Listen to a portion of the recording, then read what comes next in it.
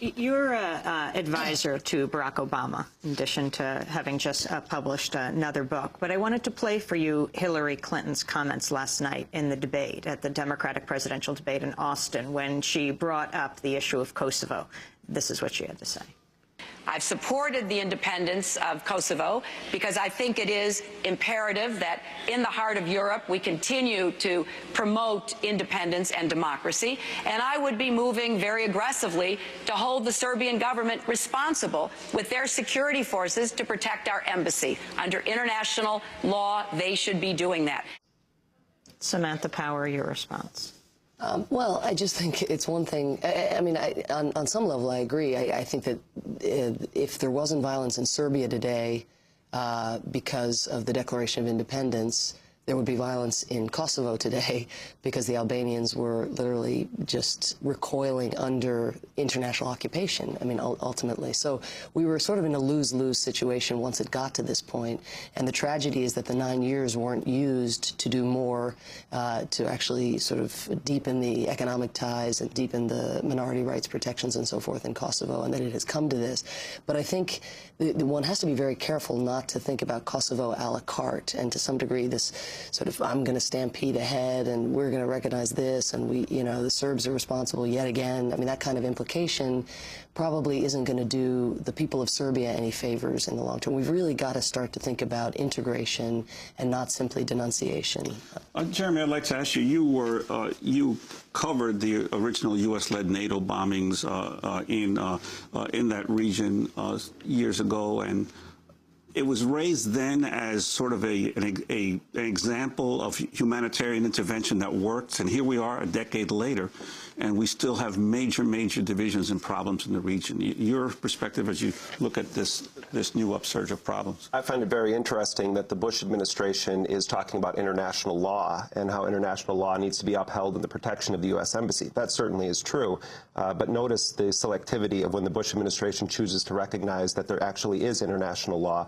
I mean, this is an administration that refuses to support any kind of an effective and independent international criminal court, preferring to support these sort of ad hoc tribunals which have been used against Yugoslavia and certainly with Rwanda. In the case of Hillary Clinton, what's particularly interesting is that she and her advisors, which include many of the key figures involved with the original bombing of Yugoslavia, and in fact the architects of much of U.S. policy in the 1990s toward Yugoslavia, people like Madeleine Albright and Richard Holbrooke, that Clinton holds this up as a sort of successful U.S. foreign policy or international action. And I think it's important to remember that this Declaration of Independence from Kosovo was immediately supported by the Bush administration and many powerful countries in the world. I was recalling during the 2000 elections in the United States being in Serbia and people joking that the worst thing that could happen to us is that Al Gore would be president, because then we'll have the Democrats continuing to focus on us, and if Bush is president, he'll ignore us. And, well, of course, Bush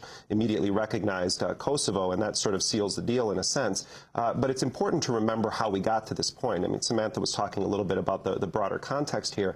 The fact is that this was sort of Clinton's Iraq in a way. He bombed Yugoslavia for 78 days with no United Nations mandate. I was at the UN the night that it began, and Kofi Annan was sort of beside himself that the action had been taken so swiftly, this military action. 78 days of bombing of Yugoslavia under the auspices of NATO. Wesley Clark was the commander of those operations, the Supreme Allied Commander. They bombed a Serbian television station, killing 16 media workers. Some of them were media workers, some of them were makeup artists, others were engineers. They directly targeted passenger trains and then fabricated a video afterwards to make it seem as though it was a split-second decision.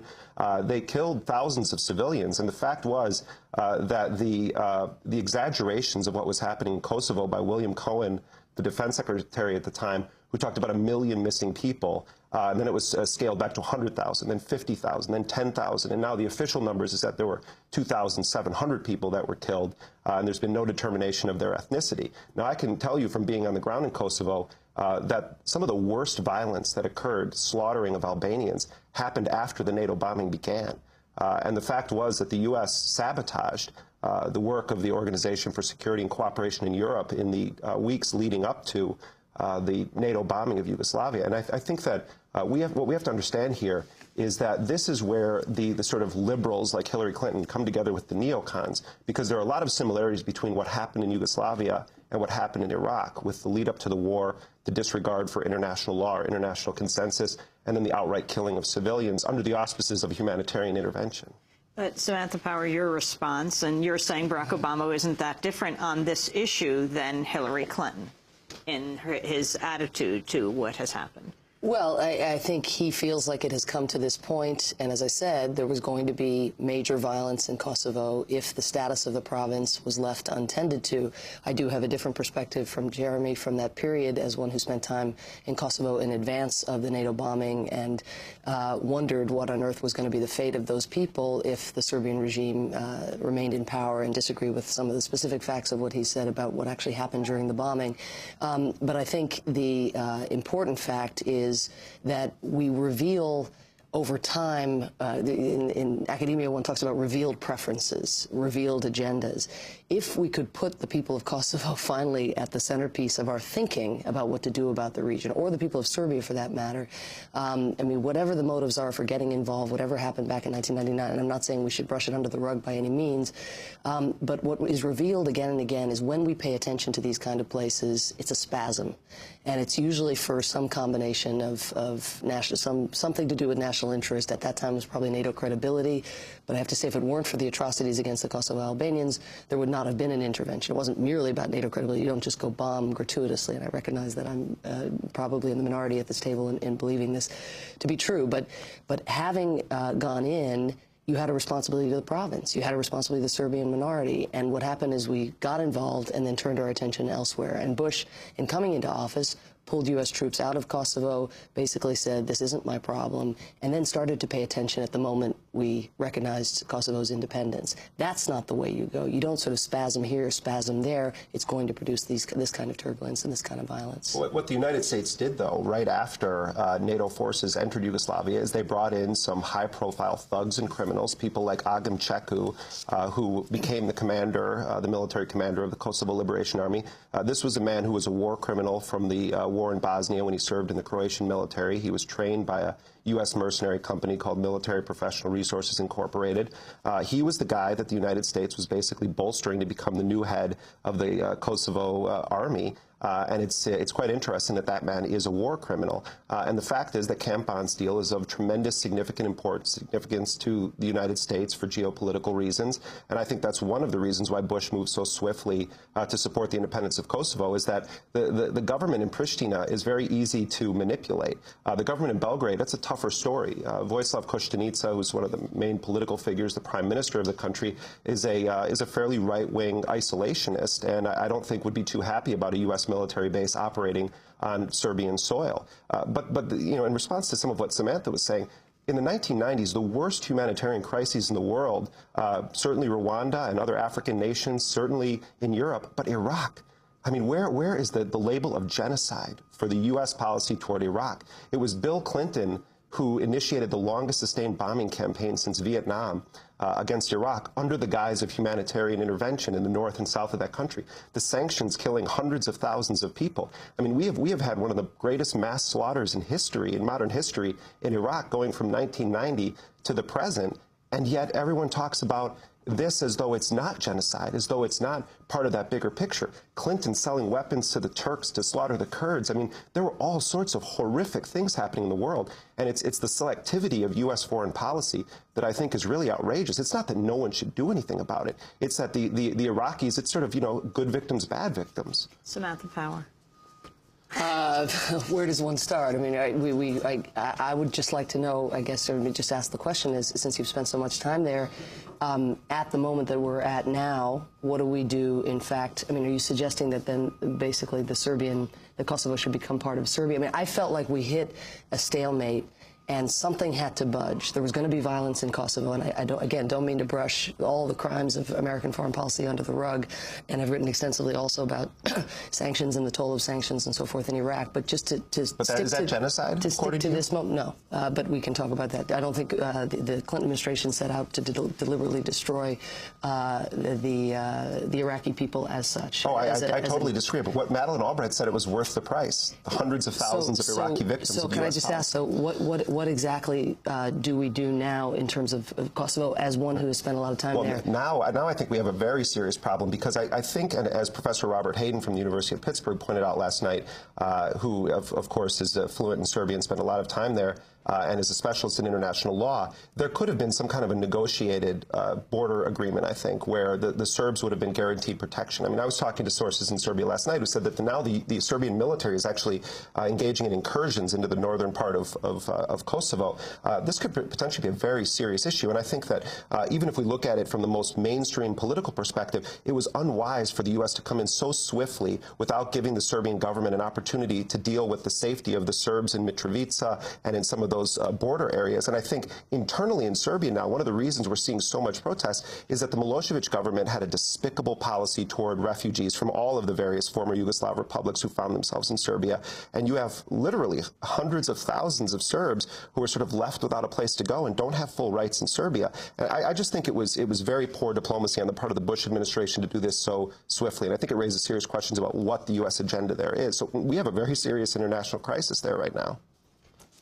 I just think to call it swift when for 9 years Kosovo's status has been hanging in limbo is not right, and part of the issue is even stipulating everything you said about NATO bombing, what exactly do you do then about a province that is hanging by a thread, where you have a Serbian minority? I mean, one of the things that I think we don't talk near enough about is that there are no takers for the demand that monitors be put into Kosovo. You don't see European governments, you don't see other international governments around.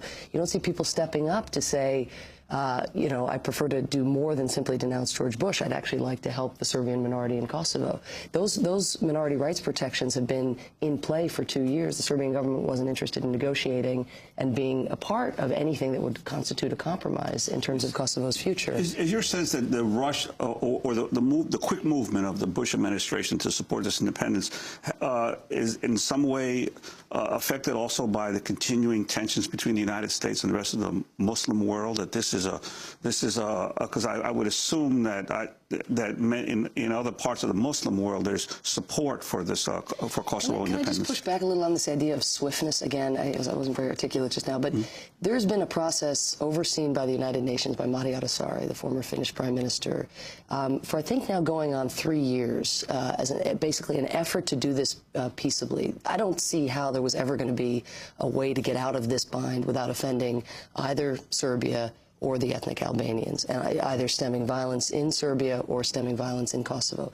But whether there could have been a compromise or not, it was an international diplomat who has the respect, allegedly anyway, of both sides, who tried to come up with a solution which would have protected the Serbian minority and would have protected, hopefully, ethnic Albanians as well.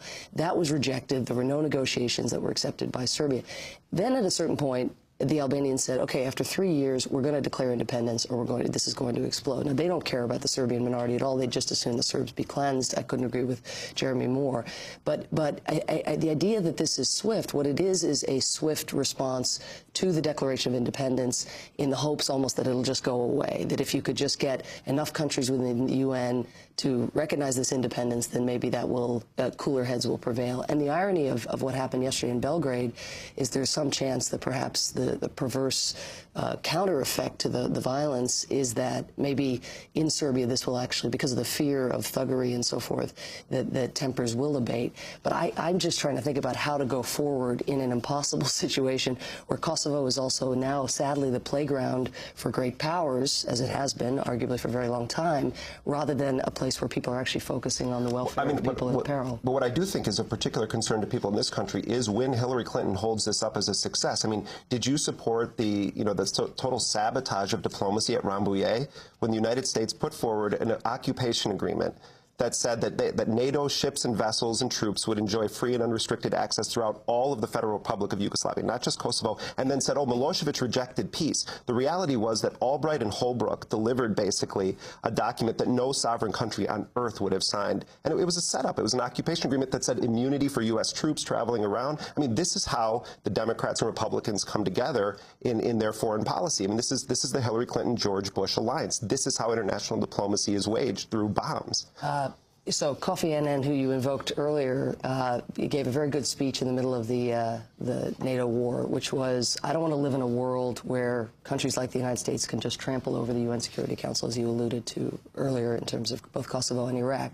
I also don't want to live in a world where a government can commit massacres with impunity. Kofi Annan was much more torn. As Clinton did in Iraq, and Bush is doing in Iraq. If I may, Kofi Annan was hugely torn about the Kosovo intervention. He didn't want to see the UN Security Council trampled. You're right, there wasn't adequate international legal authorization for that by any means. But he also didn't want to live in a situation where the Serbs could massacre the ethnic Albanians at will. Sergio Vieira de Mello, who at some point we will maybe talk about, was also somebody totally loyal to the UN Charter, totally loyal to the idea of civilian protection. He also supported the war in Kosovo. So yes, in fact, I did support the Rambouillet negotiations. I don't see it at all the way that you did. And again, I haven't heard a scenario by which ethnic Albanians would actually have been free of massacres and free of fear in the scenario which would have left the province alone in the way that you suggest.